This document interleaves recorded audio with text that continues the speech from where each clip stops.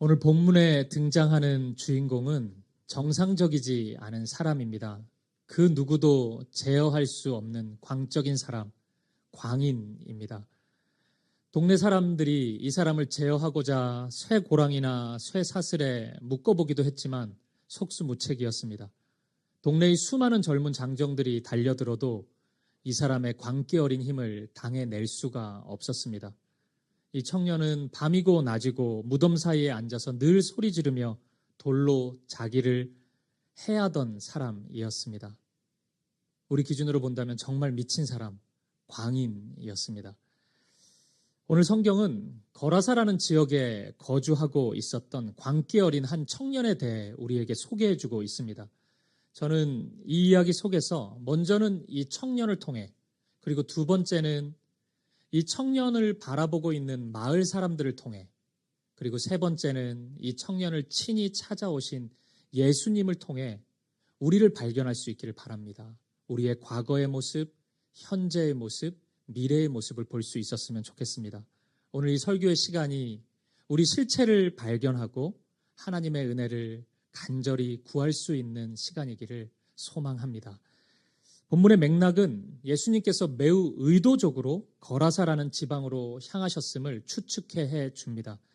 이렇게 생각하는 근거가 있습니다. 먼저 첫 번째는 앞장에 있는 4장 35절을 보면 예수님께서 저편 거라사 지방으로 건너가자, 저편으로 건너가자 이렇게 직접 명령하셨다는 점입니다. 이 거라사라는 지방에 그냥 우연히 온 게 아니고 가는 길에 그냥 들렸던 게 아니고 이 지역에 가야 할 분명한 이유가 있으셨던 겁니다. 그리고 두 번째 이유, 성경이 이곳에서 만나게 되는 한 청년에 대해 유독 상세하게 소개하고 있다는 점입니다. 우리가 살펴보고 있는 마가복음은 사복음서 중에 한 권인데 마태복음, 마가복음, 누가복음, 요한복음, 예수님의 복음 이야기이기 때문에 사복음서라 그럽니다. 그 중에 가장 짧은 복음서입니다.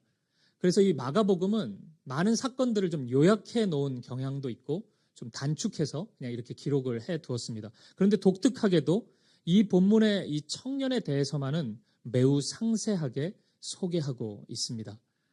확실한 것 같습니다.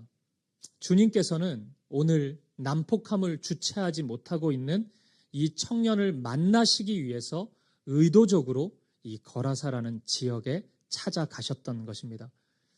사랑하는 여러분, 우리는 이 지점에서 우리 주님이 어떤 분이신지에 대해 묵상하지 않을 수 없습니다. 우리 주님은 고통 속에 머물러 있는 사람을 내버려 두지 않으시고 친히 찾아와 주시는 분이십니다. 본문에 나타나는 장면들을 이렇게 살펴보면 무덤이 나오고 돼지떼, 이방인들, 난폭한 광인, 이런 모습이에요. 이 모습들은 유대인들이 다 부정하다고 여겼던 것입니다. 이러한 곳에 주님이, 제자들을 비롯해서 모든 사람이 주님과 어울리지 않는 장소고 주님과 어울리지 않는 사람들이 다 있다고 생각했을 텐데 주님은 이 지역에 이 사람들을 만나시기 위해 그토록 바삐 가셨던 것입니다. 왜 그러셨을까요? 주님 이렇게 말씀하십니다. 누가복음 5장 31절입니다. 같이 읽어보겠습니다. 예수께서 대답하여 이르시되 건강한 자에게는 의사가 쓸데없고 병든 자에게라야 쓸데있나니. 아멘. 우리 주님은 아픈 자를 사랑하시는 분이십니다. 아파서 쓰러져 있는 인생, 세상의 소망이 다 무너져 가고 있는 인생, 소외된 인생, 우리 주님은 그러한 사람들을 특별히 더 사랑하십니다. 왜냐하면 그 사람들이야말로 주님이 더욱 필요한 자들이기 때문입니다. 주님은 그 마음을 외면하지 않으시고 친히 찾아와 주시고 사랑하는 분이십니다. 오늘 이런저런 상황 때문에, 문제 때문에 마음이 무너져 있고 육체의 아픔으로 넘어져 있는 성도님들이 있다면 안심하십시오. 주님이 오늘 우리 예배 가운데 찾아오십니다. 여러분들을 찾아오십니다. 여러분들 마음을 만져주시고 반드시 우리를 생명의 길로 인도해 주실 것입니다. 오늘 본문의 이 청년도 그런 사람입니다. 주님이 아니면 그 누구도 제어할 수 없는 사람입니다.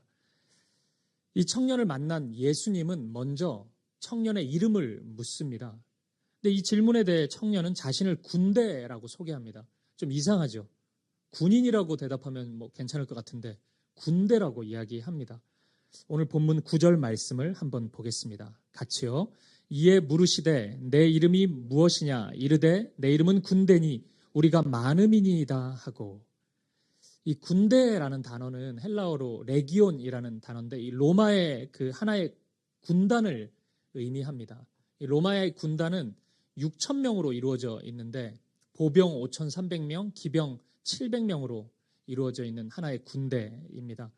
그러니까 이 표현은 이 청년이 얼마나 심각한 상태에 있는지를 그대로 보여주는 표현입니다. 이 사람은 6,000개의 인격을 가진, 서로 다른 인격을 가진 사람이었던 것입니다. 사람에게 자신이 제어할 수 없는 인격 하나만 존재해도 굉장히 고통스럽습니다. 오늘날 흔히 나타나는 분노 조절 장애가 무서운 이유가 이 하나의 감정이 내가 잘 컨트롤할 수 없기 때문 아니겠습니까? 그렇게 본다면 이 사람은 지금 자신 안에 6,000개의 다른 인격이 돌아다니고 있는 것입니다. 이렇게 보면 이 사람 행동 이상한 게 아니죠. 무덤 사이에 거주하고 있고 산에서 막 소리 지르고 자신을 학대하는 모습이 굉장히 거리감이 느껴졌지만 이 사람의 상황을 들어보니 조금은 이해가 됩니다. 이 청년은 모든 통제력과 사회성을 상실한 채 그 어떤 것으로도 길들여질 수 없는 인간 아닌 인간으로 이 땅의 삶을 살아가고 있었던 것입니다. 이 청년이 자신을 찾아온 예수님께 소리를 지릅니다. 본문의 7절입니다. 이것도 같이 읽어보겠습니다. 큰 소리로 부르짖어 이르되 지극히 높으신 하나님의 아들 예수여 나와 당신이 무슨 상관이 있나이까 원하건대 하나님 앞에 맹세하고 나를 괴롭히지 마옵소서 하니. 저는 이 구절에서 우리가 흔히 얘기하는 귀신 들림, 귀신스러움의 핵심을 발견합니다. 그것은 스산한 분위기의 무덤 속에 거주하고 있는 모습이 아닙니다. 산에서 막 시도 때도 없이 소리 지르는 모습도 아닙니다. 누구도 제어할 수 없는 강력한 힘을 발휘하고 있기 때문도 아닙니다. 이것은 현상일 뿐 귀신 들림의 본질은 아닙니다. 이 사람이 귀신 들렸다, 상태가 매우 심각하다라는 특징은 예수님과 상관하지 않으려고 한다는 점입니다. 예수님이 눈앞에 오셨는데도 예수님 나와 당신이 무슨 상관이 있습니까? 이렇게 외치고 있습니다. 예수님의 말씀이 임했는데도 이 말씀이 나하고 무슨 상관이 있습니까? 이렇게 따져 묻고 있습니다. 이것이 진짜 무서운 모습인 것입니다. 오늘 예배 가운데 여러분들이 저를 공포스럽게 만드시려면 이런 반응을 보이시면 됩니다. 이 설교가 나하고 무슨 상관이 있습니까? 이 말씀이 도대체 나하고 무슨 관계가 있습니까? 그런 반응을 보이시면 제가 무척 무서워할 것 같습니다. 이렇게 생각을 하다 보니까 좀 거리가 느껴졌던 이 광인의 모습이 어쩌면은 저와 여러분의 모습, 우리의 모습 아닐까 이런 생각이 들었습니다. 외형적인 모습이야. 우리가 산에서 소리 지르고 막 이상한 행동하는 것은 아니겠지만 우리도 너무 자주 예수님과 관계없다는 식의 삶을 살지 않습니까? 예수님의 말씀이 수시로 우리에게 다가오는데 그래서 이 말씀이 나하고 무슨 상관입니까? 우리 가정에서 우리 자녀를 교육하는데 내가 사업을 하는데 삶을 걸어가는 데 있어서 이 말씀이 나하고 무슨 상관이 있습니까? 이런 식으로 따지는 모습이 너무 자주 있지 않습니까? 사실 지금까지 저는 이 본문 숱하게 많이 읽었는데 이 쓰러져 있는 한 사람을 회복시키시는 예수님의 사랑과 예수님의 능력에 집중해서 이 본문을 많이 읽었습니다. 근데 오늘 설교를 준비하면서는 그보다 더 강력히 다가오는 것이 이게 나구나. 우리의 모습이구나. 나의 모습이구나. 이런 깨달음이었습니다. 수년 전에 매우 충격적인 기사를 하나 읽은 적이 있습니다. 어느 여중생이 죽은 지 11개월 만에 백골이 된 채로 한 방에서 집에서 발견이 됐다는 기사였습니다. 더 충격적이었던 것은 이 여중생을 살해한 자가 아버지였고 그 아버지가 목사였다는 사실입니다. 해외에서 박사학위를 받고 한국의 어느 신학교에서 신학을 가르치던 사람이었습니다. 이 사람이 5시간 동안 딸을 폭행하고 시신을 무려 11개월 동안 방치했던 것입니다. 이 소식 처음 읽었을 때 굉장히 충격적이었습니다. 저도 목사니까 목사라는 사실이 좀 부끄럽기도 하고 목회자가 맨날 문제 일으키면 돈 문제, 여자 문제 이런 거 나타나더니 이제 살인 사건이야? 이런 충격에 좀 휩싸이기도 했습니다. 근데 기사를 쭉 읽어보니까 조금 다른 생각도 좀 들었어요. 이야기를 쭉 읽어보니 해외에서 유학생활 하던 도중에 이 사람의 아내가 암으로 먼저 세상을 떠났더라고요. 아이는 셋이었고 죽기 살기로 아이 키우고 죽기 살기로 공부해서 박사학위 받고 한국 돌아왔는데 나이가 너무 많은 겁니다. 학교에서 교수가 되기는 하늘에서 별 따기입니다. 또 자존심도 있으니 다른 일 하지 못하고 그냥 이런저런 상황 속에서 비참하게 살고 있었던 겁니다. 제가 이런저런 생각하다 보니까 이 사람이 처음부터 괴물은 아니었겠구나 이런 생각이 들었습니다. 어쩌면 그냥 평범한 꿈을 가지고 있었던 한 가정의 남편이고 아버지였을 수 있겠다 이런 생각이 들었습니다. 평범했던 사람이 어느 순간 현실의 벽 앞에서 스트레스를 이겨내지 못하고 폭력을 분출하고 어느 순간 잔인한 아버지가 되어버린 것입니다. 한나 아렌트가 쓴 예루살렘의 아이만이라는 책이 있습니다. 이 아이만이라는 사람은 나치 시절에 유태인들을 아주 고통스럽게 고문하고 학살했던 정말 잔인한 사람이었습니다. 후에 이 사람이 살아있다는 소식을 듣고 이 사람을 찾게 됩니다. 어떤 모습으로 있을까 찾아요, 결국에. 굉장히 큰 충격을 받습니다. 왜 충격을 받는지 아십니까?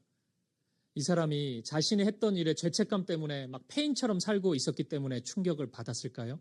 아니면 그 폭력성을 이기지 못하고 계속해서 그 잔인한 행동을 하면서 살고 있었기 때문에 충격을 받았을까요? 아닙니다. 너무 평범하게 살고 있었기 때문에 충격을 받습니다. 우리 주변에서 너무 볼 수 있는 사람이었던 거예요. 평범한 남편이었고 평범한 아버지였습니다.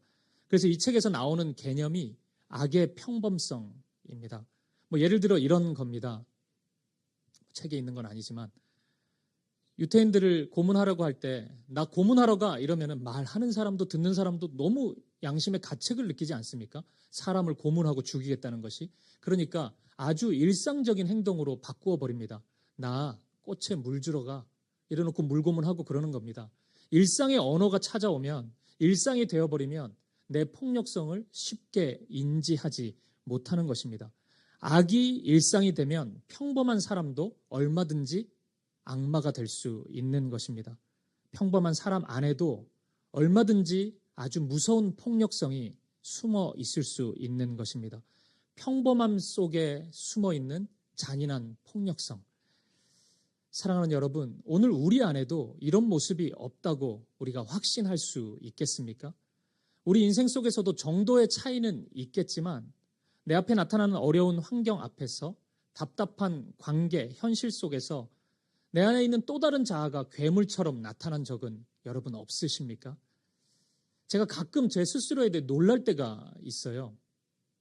그렇게 화를 내지 않아도 되는 상황인데 너무도 신속하고 빠르게 명확하게 화를 내는 저의 모습을 발견할 때입니다. 지나고 나서 후회를 해요. 내가 이렇게 화를 낼 일이었나? 이렇게 내 감정이 격해질 일이었나? 이런 후회가 굉장히 많이 듭니다. 우리가 살고 있는 이 시대는 문화라는 미명 아래서 예술이라는 미명 아래서 우리의 폭력성을 정당화하는 시대인 것 같습니다.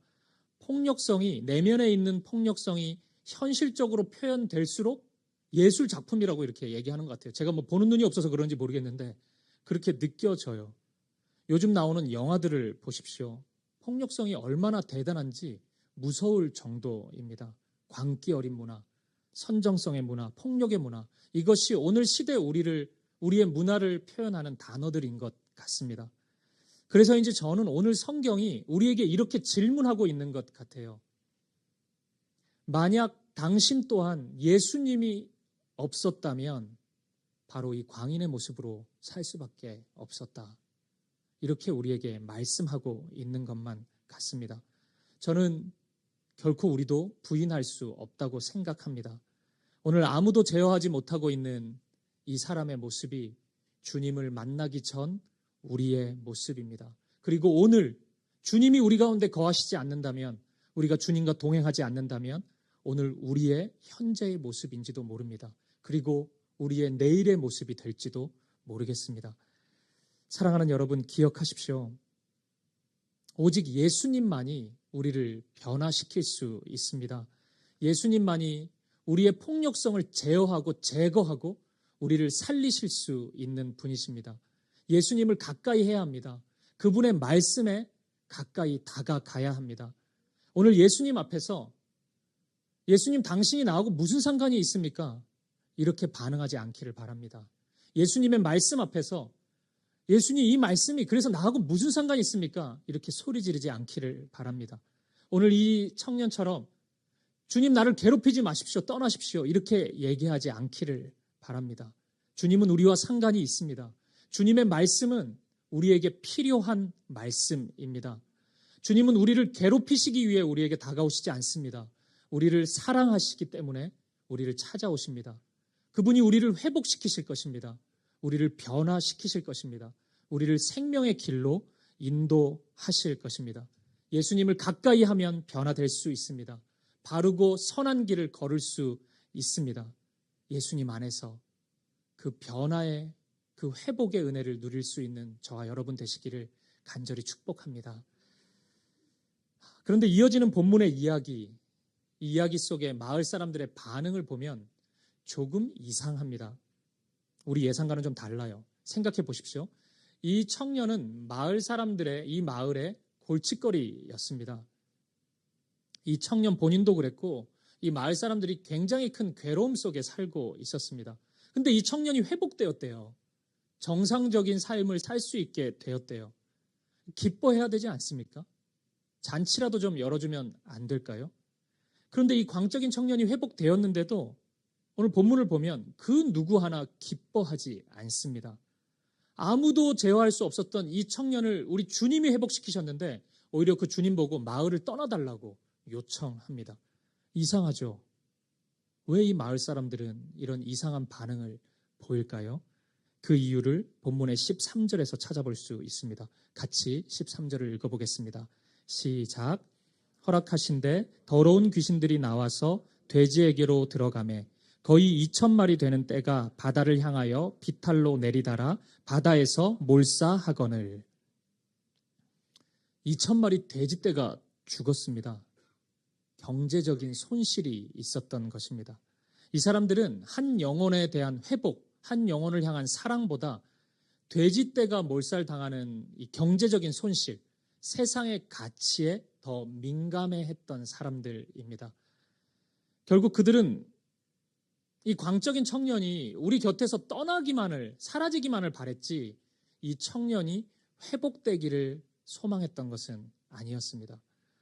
사랑하는 여러분, 우리가 조금 전까지 이 광적인 청년의 모습을 통해서 우리를 돌아보았다면 이제는 이 마을 사람들의 모습을 통해서 우리 자신을 발견해 볼 수 있었으면 좋겠습니다.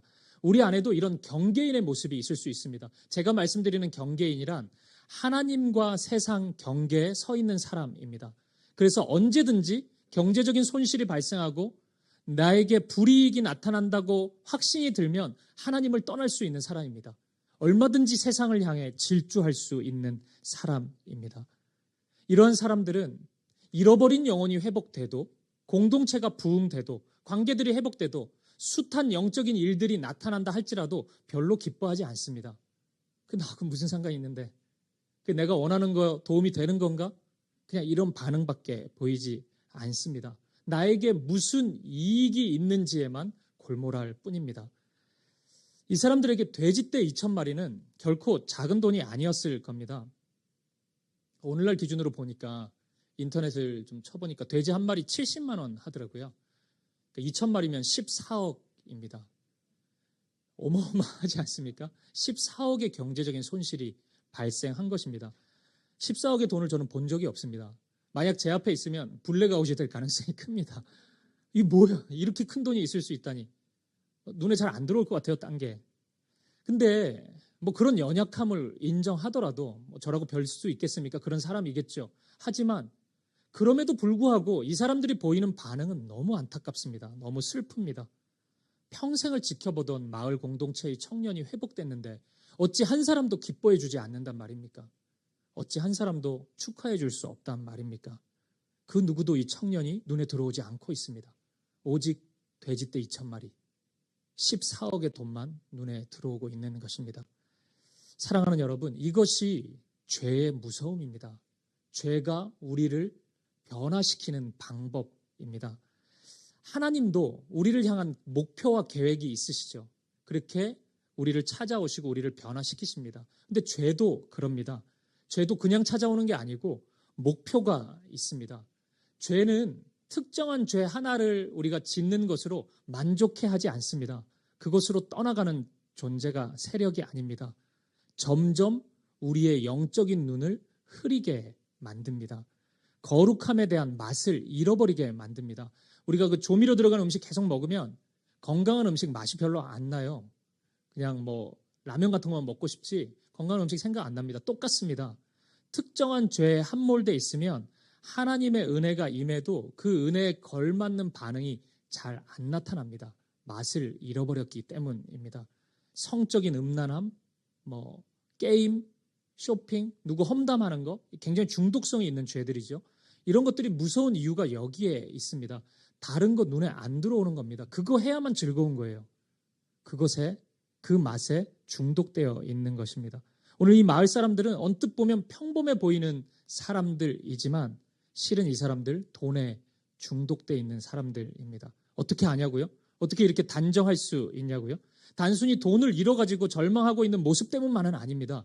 누구라도 이 정도 금액 잃으면 절망하죠. 이 사람들의 가장 큰 문제는 절망에 있는 것이 아니라 하나님의 큰 일을 보지 못하고 있기 때문입니다.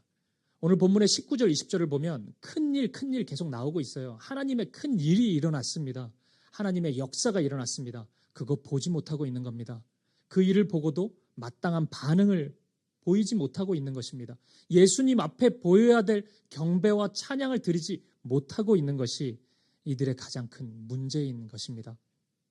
지난주에 제가 한 기사를 보니까 어떤 스타트업 회사 대표가 인터뷰한 내용이 있더라고요. 뭐 이런 기술이더라고요.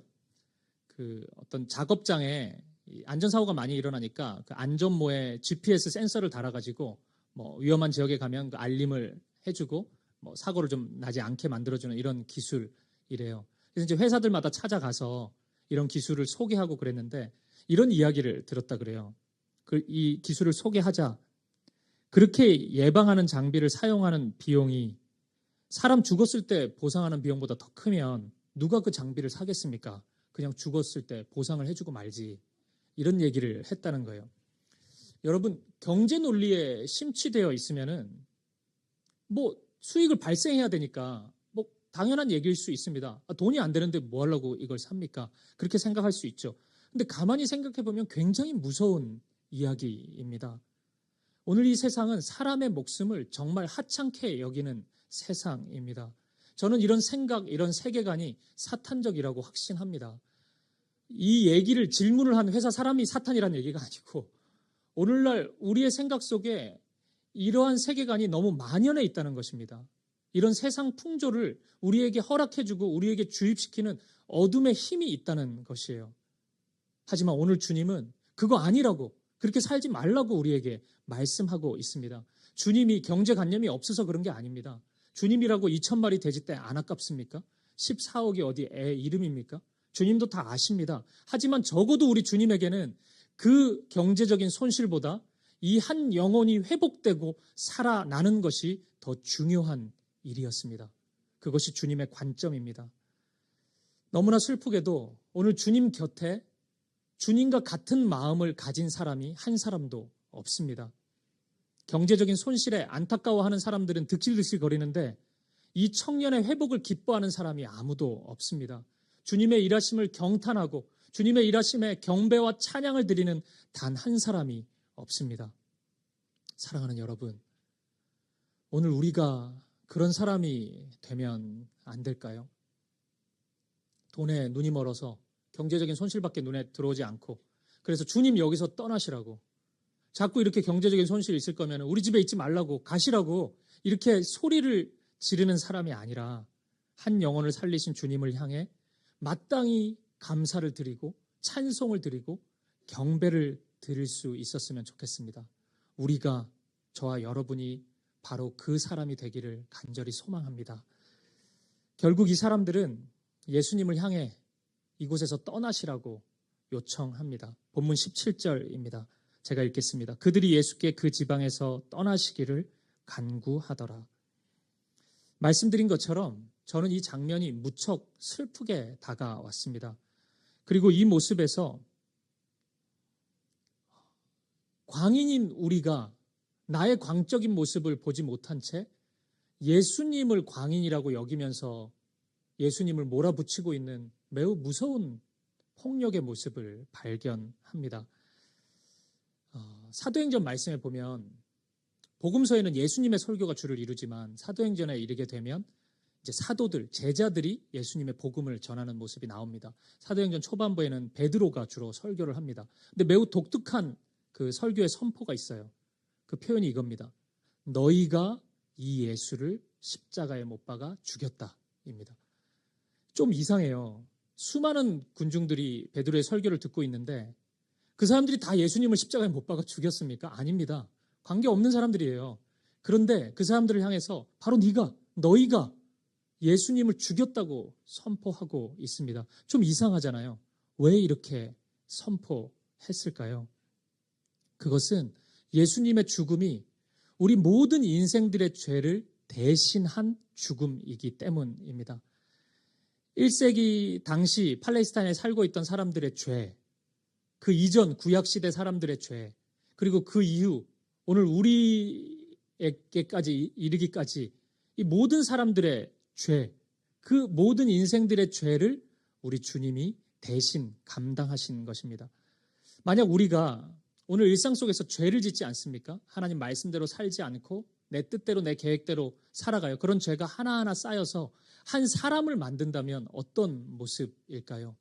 조금 더 특정해서 그 사람이 1세기 팔레스타인에 살고 있는 사람이라면 어떤 모습으로 나타날까요? 이 프로그램을 코딩해가지고 실행을 딱 누르면 예수님을 십자가에 못 박는 사람이 나타나는 것입니다. 예수님을 조롱하고 발로 차고 침뱉고 예수님을 향해서 창으로 몸을 찔렀던 그 군병, 로마 군병의 모습. 예수님의 재판 앞에서 예수님의 십자가형을 선언했던 본디오 빌라도의 모습. 그토록 흉악범이었던 바라바를 살리고 예수를 십자가에 못 박으라고 외쳤던 군중들의 모습. 그리고 오늘 본문 속 예수님이 나타나셔서 큰 일을 행하셨음에도 불구하고 경제적인 손실 앞에서 여길 떠나라고, 가라고, 여기 있지 말라고 외치고 있는 이 마을 사람들의 모습. 이 사람들의 모습이 나타나는 것입니다. 결국 하나님의 창조의 형상에서 아름다운 모습에서 이탈한 우리, 세상을 살아가다가 어느덧 광인이 되어버린 우리가 오히려 예수님을 광인 취급하며 예수님을 십자가에 못 박은 것입니다. 예수님을 밀어낸 것입니다. 가라고 한 겁니다. 우리 밖으로, 영문 밖으로, 골고다 언덕으로, 십자가라고 우리가 예수님을 몰아붙였던 것입니다. 하지만 사랑하는 여러분, 우리 예수님은 한마디 대꾸하지 않으시고 우리가 밀어내는 그 자리로 묵묵히 걸어가셨습니다. 왜 그러셨을까요? 우리를 사랑하셨기 때문입니다.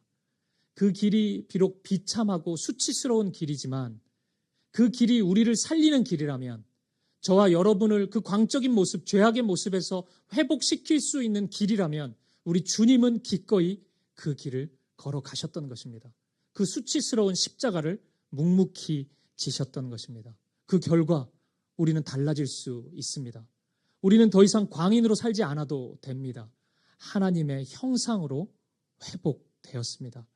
예수님 때문에 이제 우리는 압니다. 무엇이 선이고 무엇이 악인지를 압니다. 어떤 길이 선한 길이고 어떤 길이 하나님이 기뻐하시는 길인지 의의 길인지 우리는 분명히 알 수 있습니다. 사랑하는 여러분, 이제 광인의 길을 함께 멈출 수 있기를 바랍니다. 광인으로서 주변 사람들을 힘들게 하고 나 자신을 학대하는 그리고 예수님을 밀어내는 어리석은 모습에서 벗어나서 우리를 회복시키시고 우리를 살리시는 예수님 앞으로 나아갈 수 있기를 간절히 축원합니다. 사랑하는 여러분, 오늘 말씀을 마무리하겠습니다. 오늘 본문의 마지막 절인 19절, 20절을 보면 큰 일이라는 단어가 반복됩니다. 여기서 큰 일은 하나님의 일입니다. 아무도 제어할 수 없는 이 사람이 변화된 일이 큰 일입니다. 사람의 힘으로, 사람의 능력으로 할 수 없는 일이 하나님의 일이고 하나님의 큰 일입니다. 이제 이 변화된 사람은 사람이 변화시키지 않았기 때문에 하나님의 도구가 됩니다. 하나님을 전하고 하나님의 아름다움을 노래하는 사람으로 살아가기 시작합니다. 그 변화의 중심에 예수님과의 만남이 있습니다. 사랑하는 여러분, 오늘 본문 속에서 자신을 학대하고 폭력과 어둠의 길을 무한히 질주하고 있는 이 광인이 바로 저와 여러분입니다. 돈 아까워하면서 예수님 떠나시라고, 여기 있지 말라고 악을 쓰면서 외치고 있는 이 마을 사람들의 모습이 바로 저와 여러분입니다. 그러면 우리는 어떻게 해야 합니까? 그냥 광인의 모습으로 머물러 있으시겠습니까? 변화될 수 있는 길이 있습니다. 예수님 앞으로 나아가면 됩니다. 우리로부터 광인 취급 당하셔서 우리 밖으로, 영문 밖으로, 골고다로, 십자가로 내몰리신 그 예수님 앞에 나아가야 합니다. 그러면 우리는 변화될 것입니다. 온전해질 것입니다. 치유를 경험하게 될 것입니다. 저와 여러분의 삶이 오직 예수님과 함께함으로 광인의 삶에서 하나님의 큰 일을 경험하는 삶으로, 그리고 그 하나님의 일하심을 온 세상에 전파하는 삶으로 변화되기를, 그것이 오늘 우리의 현재가 되고 오늘 우리의 내일이 될 수 있기를, 우리 평생의 삶이 될 수 있기를 주님의 이름으로 간절히 축복합니다.